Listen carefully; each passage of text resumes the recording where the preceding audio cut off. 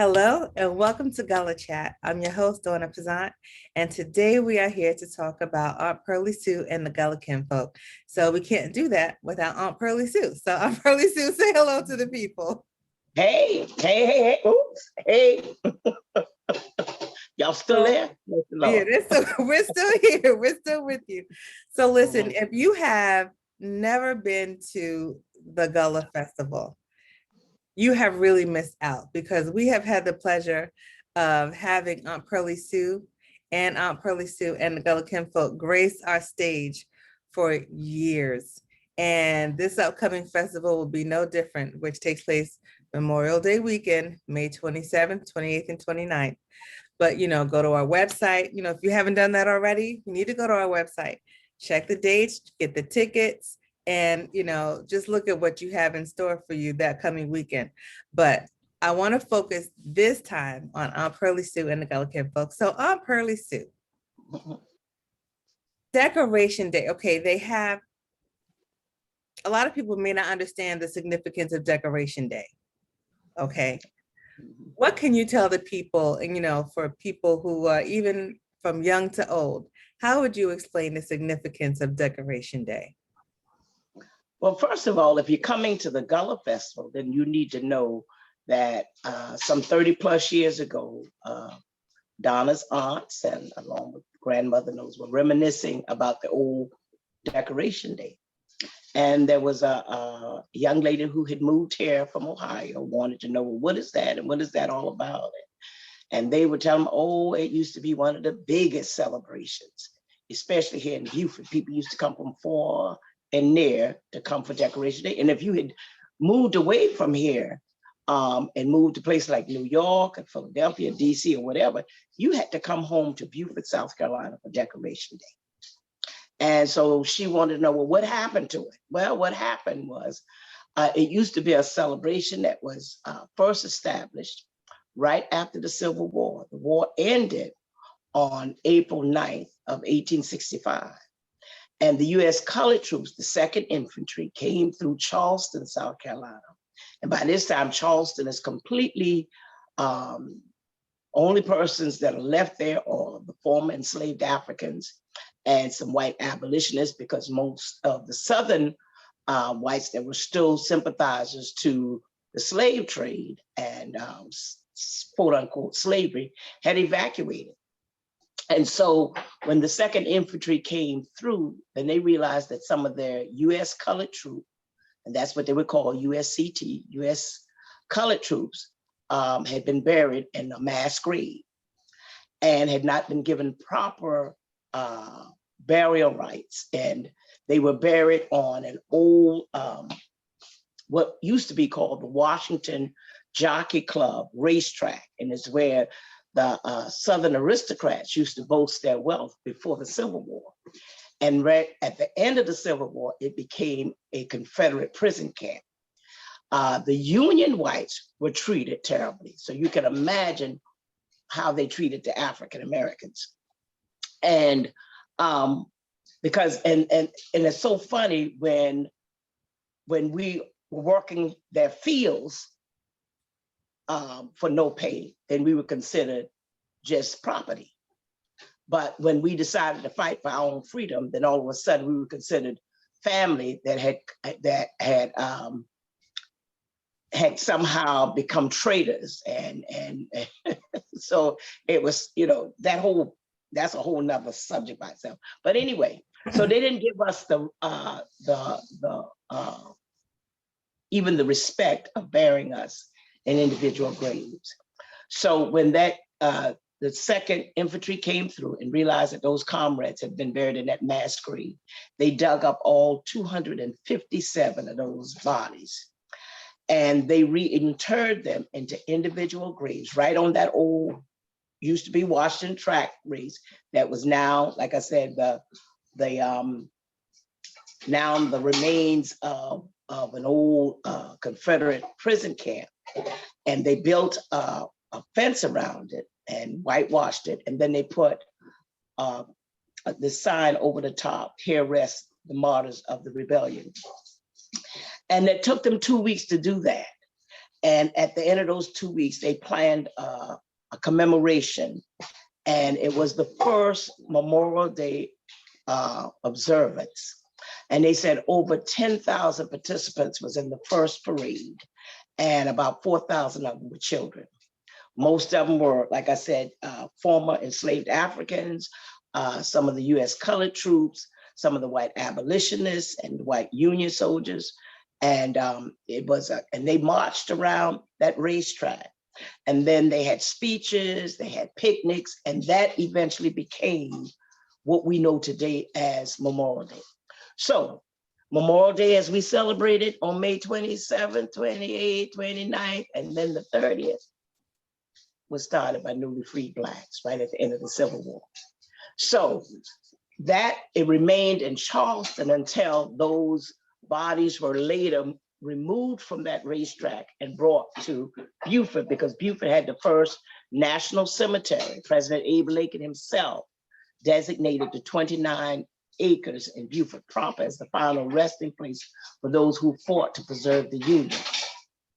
So when we first started Decoration Day, Southern whites did not celebrate it because they didn't fight to preserve the Union. It was just the opposite. So it was basically celebrated by African Americans and Northern whites. Later, when those bodies, right? Yeah. Later, that celebration was moved to Beaufort because we had the first national cemetery in the Deep South. We were the first national cemetery in South Carolina, was in Beaufort. And President Abe Lincoln himself designated those 29 acres in Beaufort proper as the final resting place for those who fought to preserve the Union. So when those bodies were moved here, that was at the Washington racetrack, then Beaufort became the center place or the centerpiece of this celebration. And when I tell you, people would come from all over, if you were colored, quote unquote, colored folks, and knew of this celebration, you had to come to Beaufort. If you had lived here and you moved away, and that's part of our West African tradition, is honoring the deceased. And so even when, we didn't celebrate 4th of July like we do now, because the celebration for us was Memorial Day. And we used to have a carnival that would come from out of town.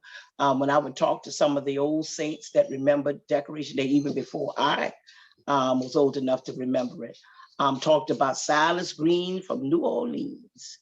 And so the carnival started setting up next door to the National Cemetery. Then you had Mr. Sam Stokes' garage. And what he would do, he would clean out his garage with all the old cars, throw down some sawdust, and that would become the juke joint. And Miss Mamie Stokes would, would cook food and that kind of stuff. And up and down Boundary Street and down Bladen Street would be food vendors on both sides.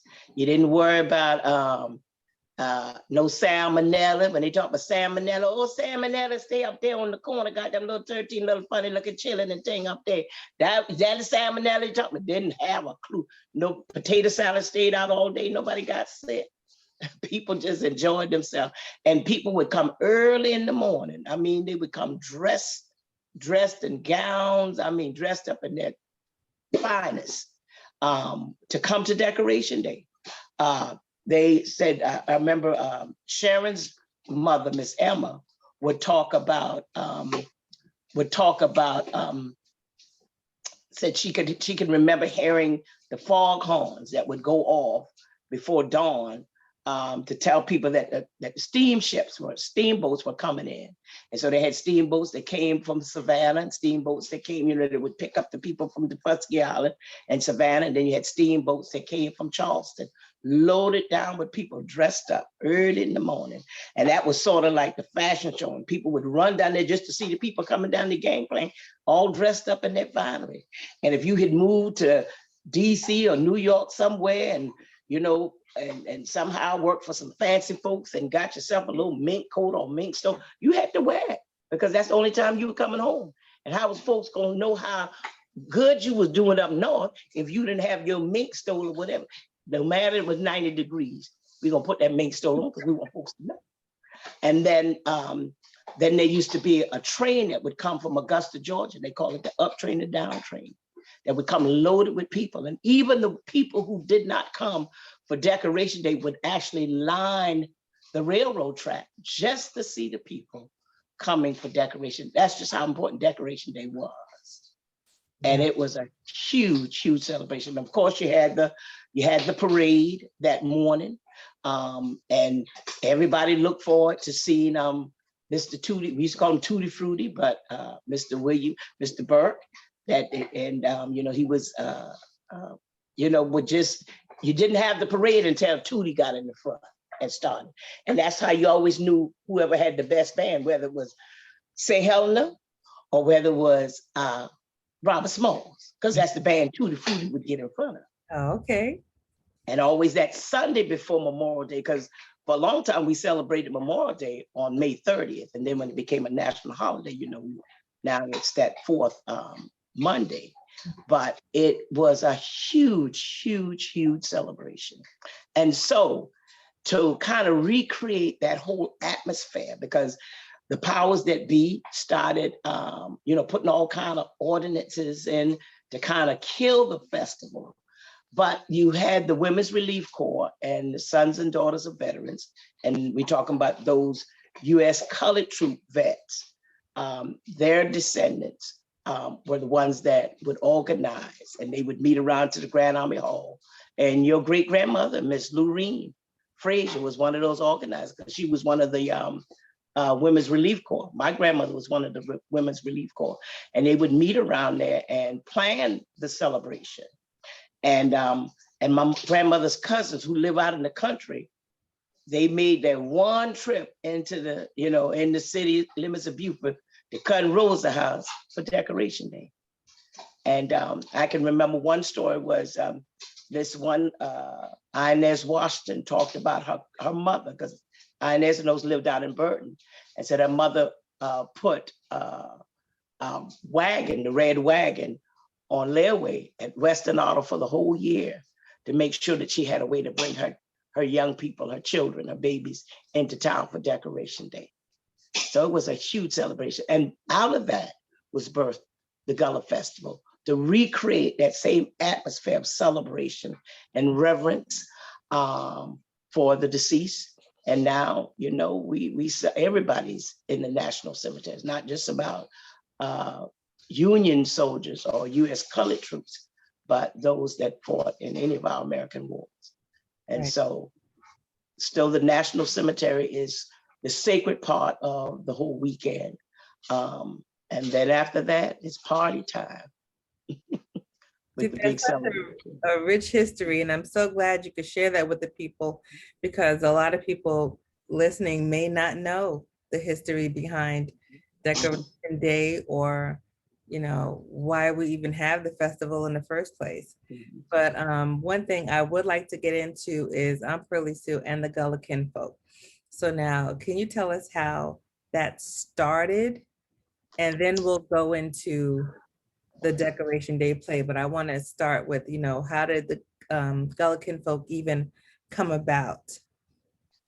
I was one of the co-founders of the Hallelujah Singers, and we started that. That was supposed to have been a one-time. Marlena had moved here, Marlena McGee, she was McGee then, had moved here from Ohio, and she was working with the Parks and Leisure Services with young people. And I was a member of First African Baptist Church in downtown Beaufort. And I was sort of like the youth minister there at the church. Wrote a lot of plays, did a lot of things with kids. And then I was teaching full time. I taught 8th grade. And she had heard about me and I heard about her. And she approached me. She said, I want to open up start a cultural arts center for the African-American youth around here to introduce them to, their history. And we talked about it, and sure enough, we started it. And we first started meeting in my church, First African Baptist at the time. And then we found a building and that needed renovations. And so Marlene came up with this idea of a play called a tribute to Mahalia Jackson called Hallelujah Mahalia. And so she wanted the Gospel Greats of Beaufort to come out for auditions to make up this mass choir. And she called for the audition call and nobody showed up. And she was kind of devastated. And I said, well, let's just use the parents of the children, because by this time, I guess we may have had maybe about 30 or 40 kids in the program. And I had a young adult choir that was made up of a lot of my family members at First African Baptist Church. So I brought them in. And so that first, and we decided to do it for Black History Month that year. And so we ended up with maybe about 70, I can't remember how many, about between 55 and 70 with its kids and the parents and my cousins and some of those that made up this choir. And it was such a success, the powers that be asked us, would we do an encore performance? And we did it in March. And then they approached us about possibly writing some plays that would highlight the Gullah culture, different parts of the Gullah culture. So we started writing plays, about our funeral traditions called Homegoing. Another one we did was Jumping the Broom, Gullah wedding traditions and that kind of stuff. And it just kind of snowballed. And before we knew it, we were singing all around the country and ended up singing for the Clintons at the time. They were in office at the time. And we were together for about 10 years and ended up in the movie Forrest Gump. And then after 10 years, we decided to go our separate ways. And so when we did that, I started another group called Pearlie Sue and Gullah Kinfolk, because it was my kinfolk, my sister and her husband at the time, and my nephew, who was 11 days old, which was one of the first projects I did, was because I had just recorded some,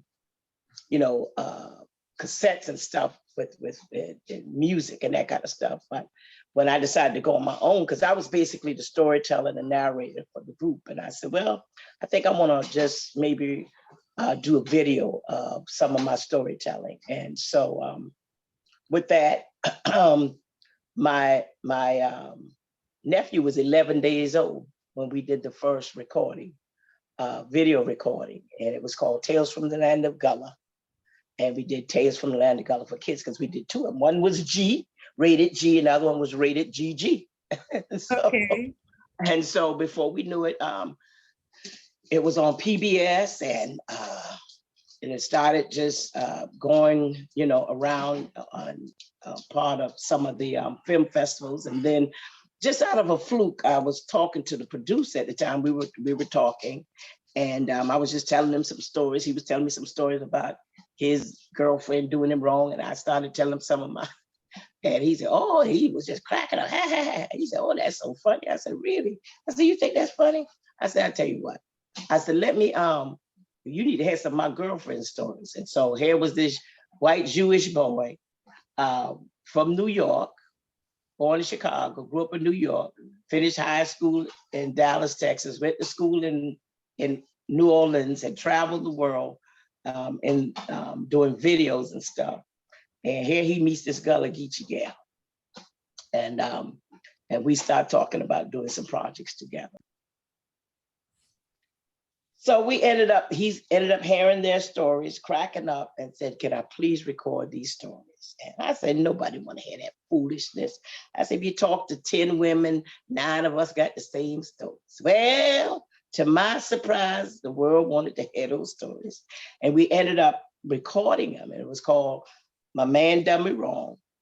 And it ended up being part of the Black Film Festival in Jamaica, the Jamaican Film Festival there, and ended up being part of the Black Hollywood Film Festival. So I ended up in Hollywood. And then it was San Francisco, and it's been, across the world. And so, God has blessed me to do some things that who would have thought? So if you ever thought about another twist on Gullah, if you can imagine Waiting to Exhale in the first Wives Club, Gullah version, that's what My Man Done Me Wrong is all about. He done me wrong, but he won't do that no more. Trust me. Okay. So when it came to the Decoration Day play, why did you decide to, well, I know the importance of it, and I know you understand the importance of Decoration Day, but why did you decide to do a show around the Decoration Day plate? Why was that important to you to That do? was one of my happiest times in my childhood. That's one of the ones we do. We do another one called Gullah Kinfolk Christmas Wish, Freedom Coming. It's the last Christmas before the Civil War.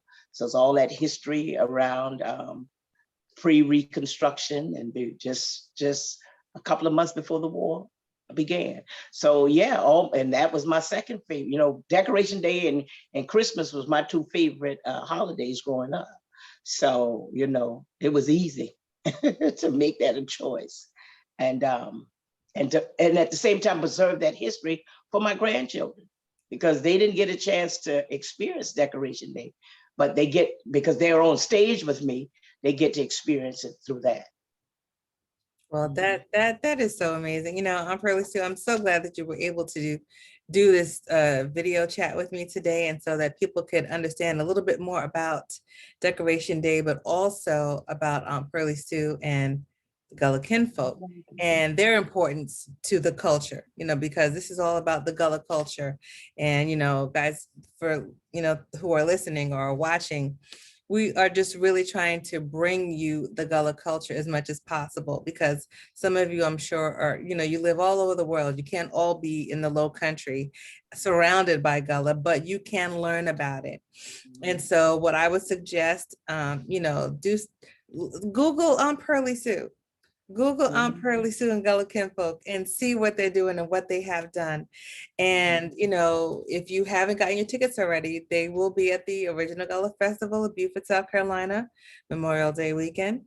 And I know I mentioned it before, but we are on 4 social media platforms. We're on Facebook, Instagram, Twitter, and YouTube.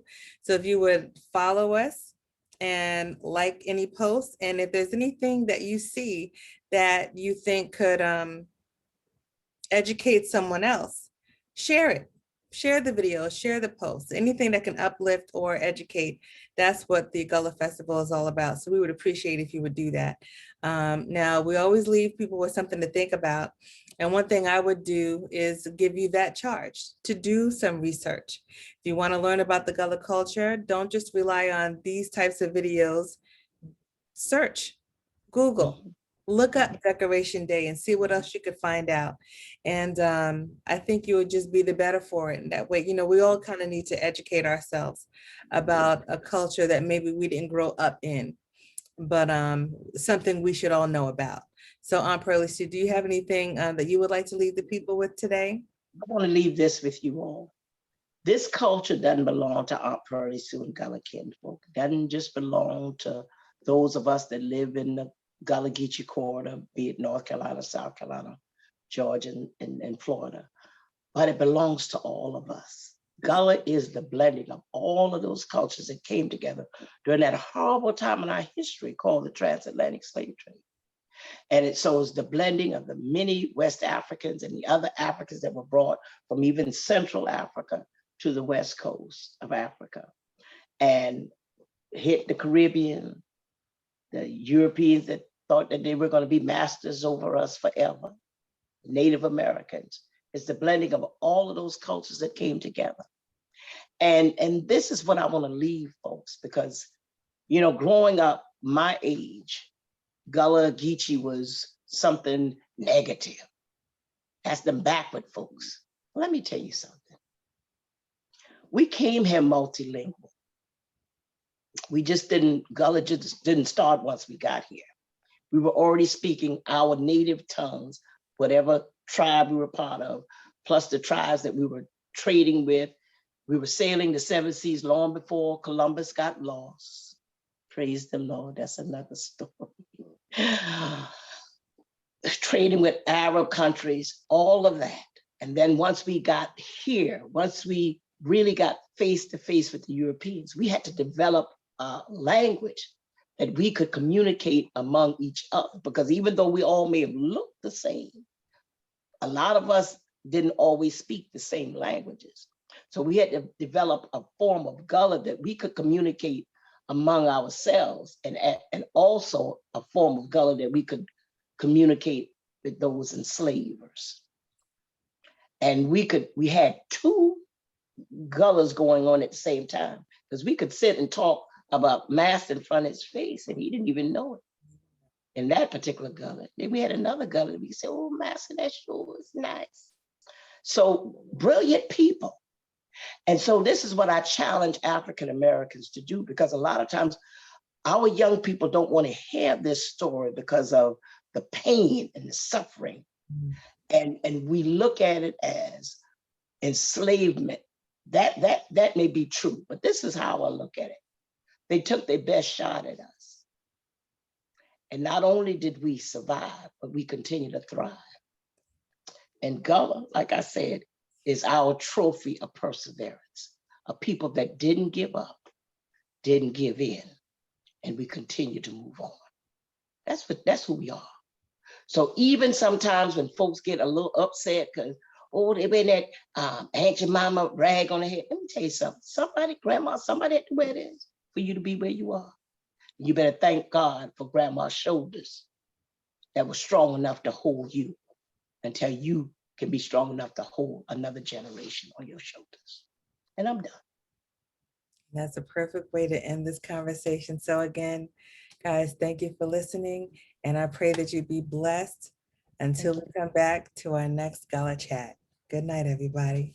Bye-bye. Thanks again, Aunt Pearlie Sue. Thank you, darling.